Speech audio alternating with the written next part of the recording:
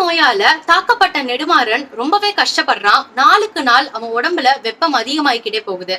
சமண முனிவர்களால அவனை சரிப்படுத்த முடியல அப்படிங்கிற கட்டத்துல மங்கையர்க்கரசி திருஞான சம்பந்தரை கூப்பிடலாம்னு சொல்றாங்க. அதனால திருஞான சம்பந்தர் அங்க வந்து சேர்றாரு. தாங்கிட்ட இருக்கக்கூடிய விபூதிய நெடுமாறன் மேல பூசலான்னு போறாரு. அந்த நேரத்துல சமணர்கள் இதுல ஏதோ மந்திரம் இருக்குன்னு அவரை பூச விடாம தடுக்கிறாங்க. உடனே அவரு மதுரை கோவிலோட மடப்பள்ளியில இருந்து கொஞ்சம் சாம்பல் எடுத்துட்டு வாங்கன்னு சொல்றாரு.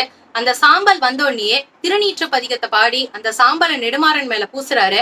அவனுக்கு அந்த நிமிஷமே வெப்ப நோய் தனிய ஆரம்பிக்குது. இந்த சாம்பல் மூலமா அவன் முழுசா குணமான உடனே சைவ மதத்தை பத்தி புரிஞ்சுக்கிட்டவன் சைவ மதத்தை இன்னில இருந்து பின்பற்ற போறதா மக்கள் கிட்ட அறிவிக்கிறான். இதனால மக்களும் சைவ மதத்தை பின்பற்ற ஆரம்பிக்கிறாங்க. இதனால பயங்கரமா கோவப்பட்ட சமணர்கள் திருஞான சம்பந்தரை வாத போருக்கு அழைக்கிறாங்க.